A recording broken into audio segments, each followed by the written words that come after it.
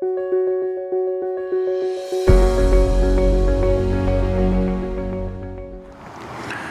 bienvenidos, soy César Morales, estamos nuevamente en el canal Edificándonos.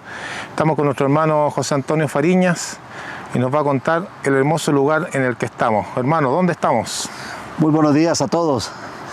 Bienvenidos a esta forma de ver y estudiar también las Escrituras. Estamos en Iximché, y este es un lugar que queda más o menos como a 80 kilómetros de la ciudad de Guatemala. Es una de las ciudades prehispánicas, antes de que vinieran los españoles a Centroamérica, a Guatemala. Bueno, claro, Iximché pertenece al departamento de Chimaltenango, y este lugar está en este municipio que se llama Tecpan. Y aquí estamos en una ocasión muy bonita. El hermano César y su esposa nos está visitando de Chile, y quisimos venir para este lugar para platicar con ustedes y hablar también sobre este lugar y sobre las cosas de Dios. Bien, en esta mañana quisiera aprovechar este momento para decirles de que quiero aprovecharme de este lugar para hablarles de que Iximché es un reinado de los cachiqueles. Los cachiqueles eran una tribu que emanaba de los mayas, la tribu más fuerte y reconocida en toda Latinoamérica. Hablando lo prehispánico, es los mayas, y los mayas tenían muchas tribus. Esta es una de las tribus de los mayas, los Iximché, que se asentaron aquí. El reinado de este lugar se le denomina como el reinado cachiquel. De hecho, existe un idioma aquí en Guatemala llamado cachiquel. Lo interesante, que quiero hacer la analogía yo de los cachiqueles a las Escrituras, parece ser de que los cachiqueles tenían conocimiento bíblico, y les voy a decir por qué. Resulta de que aquí se asentaba el reinado cachiquel, el emperador, los líderes, podemos decir así, y alrededor se asentaban la gente trabajadora, la gente común, la gente que trabajaba, la gente que le rendía culto a los líderes de este reinado. Y lo que me llama la atención es que el orden en que se asentaban estas ciudades. Hay dos detalles hermosos. Primero, buscaban donde había agua, donde había vida. Y lo segundo es que se asentaban el rey, el emperador, el rey, y alrededor se asentaban alrededor las tribus, las familias. Quiero hacer ahora la analogía, las familias, y decirles de que eran las familias los que le daban la vida a este reinado. Créanlo, eran las familias, porque las familias se asentaban y sobreguardaban, sobreprotegían el lugar, lo cuidaban al rey, cuidaban a todos los que estaban en el liderazgo del reinado. Y esto me hace pensar que en las Escrituras se habla también de esto, y por eso les decía que quiero pensar de que los mayas tenían al menos conocimiento básico del Dios que ellos tal vez no conocían. ¿Por qué les digo? Resulta que en Israel, ahora hablando de la Biblia, en Israel pasó lo mismo, hermanos. Pasó lo mismo. Quiero llevarles a una lectura que aparece en el libro de Números, capítulo 4. Números, el capítulo 4, y bueno, todo el primer capítulo, el 1, el 2, el 3 y el 4 hablan, pero en esencia el capítulo 2 habla de cómo se asentaban las familias cuando el tabernáculo de reunión se quedaba en un lugar donde, ¿se acuerdan ustedes? Donde la nube se estacionaba, ahí se armaba el tabernáculo de reunión, que era el tipo del templo. Y Acuérdense que las familias se ponían en lugares estratégicos, al norte, al sur, al poniente y al oriente. Por favor, disfrútenla conmigo esta lectura. Capítulo 2, Números capítulo 2, versículo 1 y 3. Habló Jehová a Moisés y a Aarón diciendo: los hijos de Israel, nótese, acamparán cada uno a su bandera bajo las enseñas o bajo las señales de las casas de sus padres. Alrededor del tabernáculo de reunión acamparán. Estos acamparán al oriente, al este, la bandera del campamento de Judá por sus ejércitos. Y el jefe de los hijos de Judá, Naasón, hijo de Aminadab, y etcétera. Vean ahora, esto es un lugar, el oriente del lugar. Ahora miren, el sur, capítulo 2, versículo 10. La bandera del campamento de Rubén estará al sur por sus ejércitos. Y el jefe de los hijos de Rubén, Eliosur, hijo de Sedeur. Ahora el versículo 18, al occidente, la bandera del campamento de Efraín por sus ejércitos al occidente, y el jefe de los hijos de Efraín, Alisama, hijo de Amiud. Al norte, la bandera del campamento de Dan estará al norte por sus ejércitos, y el jefe de los hijos de Dan, Ayacer, hijo de Amizadaí. Ahora dice la escritura, bueno, ya tenemos los cuatro puntos cardinales. Tenemos occidente, oriente, sur y norte. Ahí se iban a sentar las familias. Hermanos, ¿saben por qué y para qué? Primero, porque Dios quería un pueblo ordenado. Segundo, porque Dios quería familias ordenadas. Y esto fue uno de los triunfo de estas civilizaciones. Esto fue uno de los triunfos de estas civilizaciones. Fueron ordenados, se asentaban en un lugar, y las familias, los mayas, se asentaban en un lugar también estratégico como el que estamos planteando ahora en las escrituras. Norte, sur, oriente, poniente. Y Dios quería establecer en estas escrituras un principio que los caciqueles, los mayas, estos lugares también sirvió como para precedente para poder triunfar ellos y asentarse de la mejor manera para lo que ellos hacían. Dios, mis hermanos, nuestros hermanos, Dios quiere lo mismo también para su pueblo.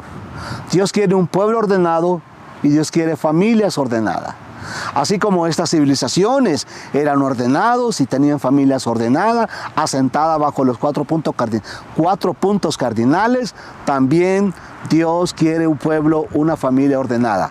Y quiero aprovecharme ahora de este momento especial para mí, para hablarles de lo que significa, de lo que Dios quiere para con nosotros, y decirles de que Dios de igual forma quiere familias ordenadas. Quiero llevarles ahora al libro de Génesis. Vayan conmigo al libro de Génesis, el capítulo 6. Este estudio es uno de mis favoritos, porque habla de la familia que Dios quiere. Para contrastar el mundo en el cual Noé vivía, se habla de cómo Noé vivía y cómo era la generación del tiempo de Noé, cómo vivían ellos. Dice la palabra de Dios así, capítulo 6, verso 5 de Génesis: y vio Jehová que la maldad de los hombres era mucha en la tierra, y que todo designio de los pensamientos del corazón de ellos era de continuo solamente al mal. Nótese, dos expresiones. La primera, dice que sus pensamientos era de continuo al mal, es decir, pensaban en el pecado y hacían el pecado. El pecado se hace. El pecado se hace, y tal como dice Santiago también, primero se percibe en el corazón y en la mente. Una vez percibido en el corazón de la mente, ahora se hace, se actúa. Estas gentes, los antediluvianos, hermanos, pensaban en el pecado y vivían y actuaban y hacían el pecado. Ahora vean el contraste entre esta gente antediluviana con Noé y su familia. Nótese ahora lo que dice el versículo 8. Me encanta este versículo. Le he titulado a esta escritura, a este pasaje, al verso 8, le he titulado Haciendo sonreír a Dios. haciendo sonreír a Dios.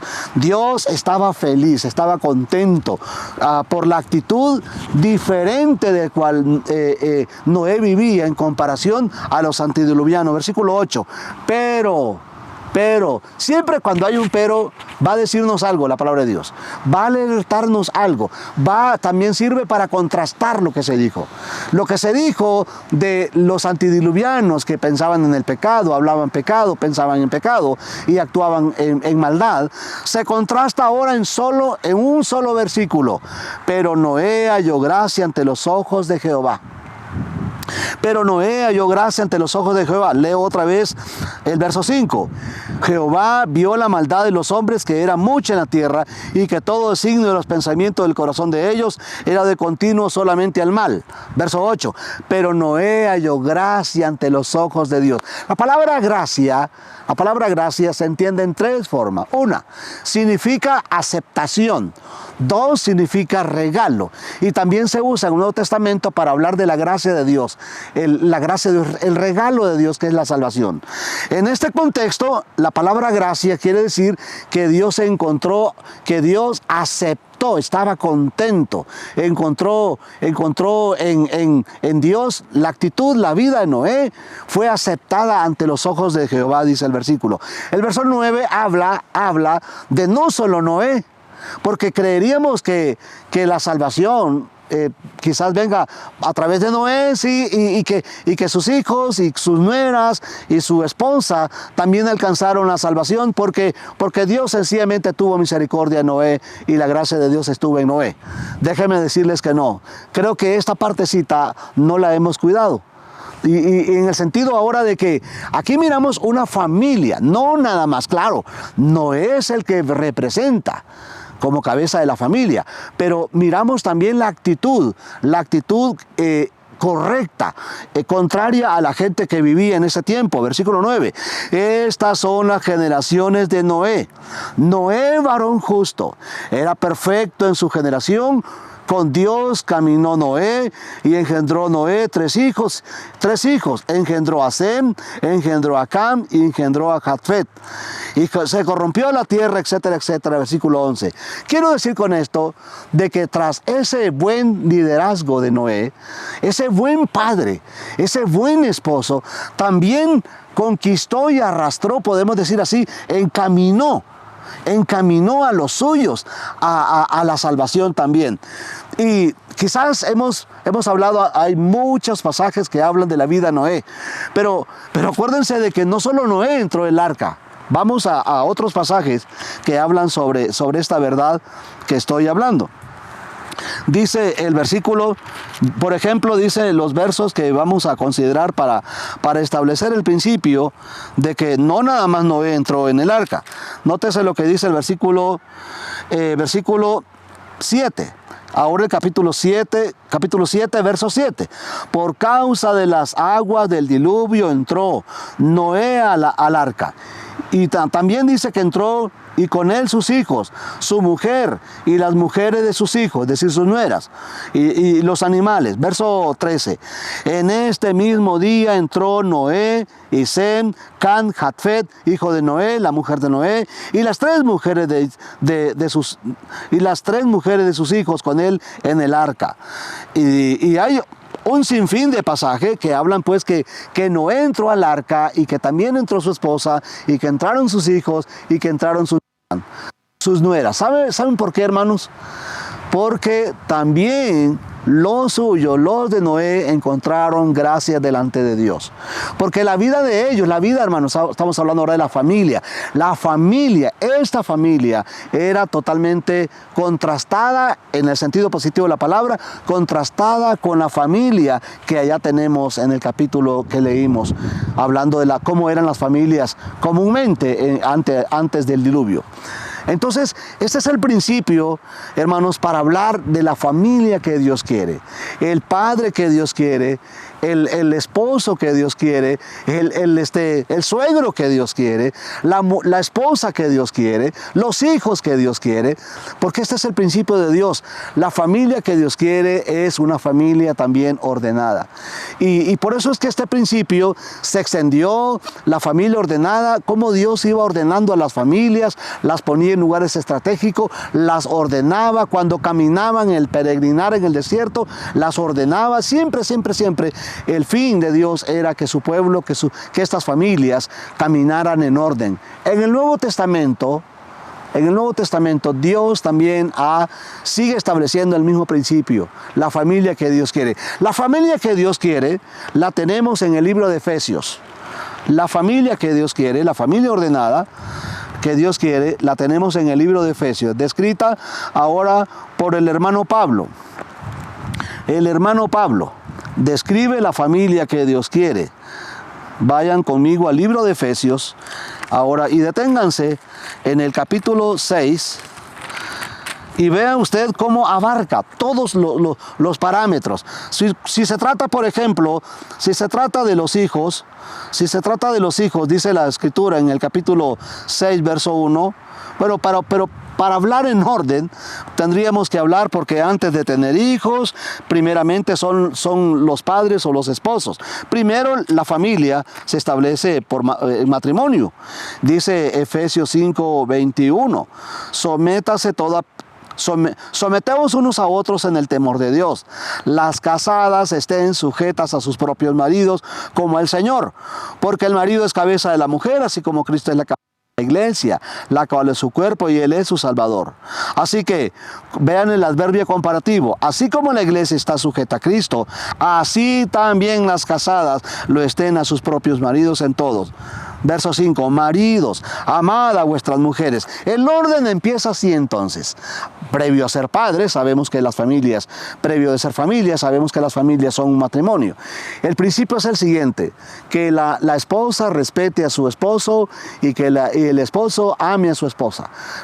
¿A poco las quejas de los matrimonios no son estas, mis hermanos? Tenemos maridos, esposas que están quejándose a veces y dices que este esposo a mí no me ama.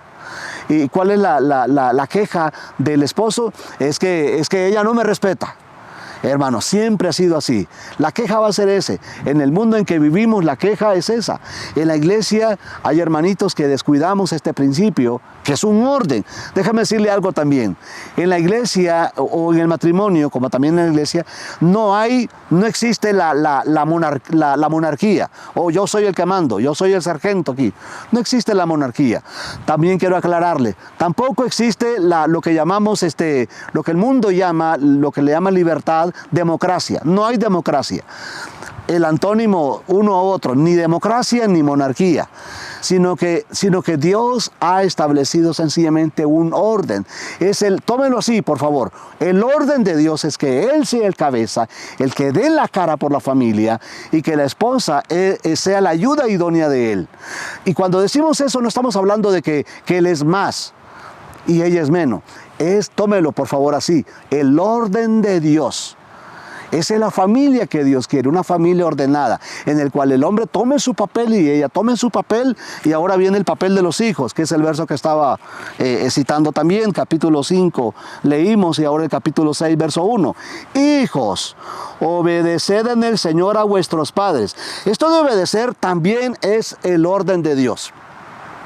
Así lo ha establecido Dios. El orden de Dios es que los hijos estén en sujeción a sus padres. Dice el versículo 2, honra al hijo, honra a tu padre y a tu madre, que es el primer mandamiento con promesa, para que te vaya bien y seas de larga vida sobre la tierra. Ahora los padres, vosotros padres, versículo 4, vosotros padres, no provoquéis a ir a vuestros hijos, sino criadlos en disciplina y amonestación del Señor. Esos son los parámetros de Dios entonces. Buenos esposos, buenos padres, buenos hijos, buenas esposas. Es el orden que Dios quiere. Dios quiere que nosotros, hermanos y hermanas también, Dios quiere que nosotros nos salvemos. Hay en el libro de Salmos 71, dice que Dios ha hecho mandamiento para que nosotros nos salvemos. Dios quiere lo mejor de nosotros, como buen padre para nosotros. Él quiere lo mejor para nosotros, quiere que nosotros nos salvemos. Quiero ahora llevarles a Hebreos. No puedo citar Génesis y Efesios sin, podemos decir así, hacer una buena conclusión de este tópico y hablarles de Hebreos capítulo 11. Otra vez viene la figura de Noé. Viene la persona de Noé y dice la escritura en Hebreos capítulo 11 versículo 7. Por la fe Noé, cuando fue advertido por Dios acerca de cosas que no se veían, con temor preparó el arca. Me encanta esta frase: en que su casa se salvase. Y por esa fe condenó al mundo y fue hecho heredero de la justicia que viene por la fe. Por la fe Noé fue advertido por Dios, dice la escritura. Hay tres cosas. Bueno, usted puede leer el verso y puede encontrar más enseñanza sobre esto. Hay tres cosas que tenemos en común Noé con el padre de hoy, Noé con el esposo de hoy, la familia de Noé con nuestras familias. Hay tres cosas que tenemos en común. La primera, bueno, tenemos al mismo Dios. Noé adoraba a Dios y era fiel a Dios, caminaba con Dios. Y lo que tenemos en común con Noé es que adoramos al mismo Dios. Número uno. Número dos, tenemos también la misma advertencia. Noé fue advertido por Dios para que obedeciera tal y como Dios le planteó al hacer el arca. Ese fue el mandamiento de Dios. Y ahora nosotros tenemos también una advertencia. ¿Cuál es nuestra advertencia? Noé, dice la Biblia que en Hebreos, dice que él trabajó en el arca. Construyó el arca. Ahí habla, la palabra que usa ahí el Espíritu Santo, al menos en la versión Reina Valera, es preparó. En el griego se usa la palabra construyó. Noé construyó el arca. Hermanos míos, tenemos que construir de alguna manera nuestra arca también. Tenemos que construir, y nuestra arca es nuestra familia. Que nuestra arca esté bien hecha, que nuestra familia esté bien hecha, que todos ocupemos un lugar, el lugar que Dios nos ha dado, el lugar que Dios, en el cual quiere Él que nosotros nos desenvolvamos. Entonces, Dios dijo a Noé: Noé, construye el arca. Dios nos dice a nosotros que construyamos también este proyecto de vida que se llama salvación, nuestra arca, para salvarnos, para que nos salvemos nosotros, como padres, como esposos, para que nuestros hijos se salven, para que nuestra esposa se salven, y para que los parientes de nuestros hijos se salven, como fue el caso de Noé, sus hijos y las esposas de sus hijos.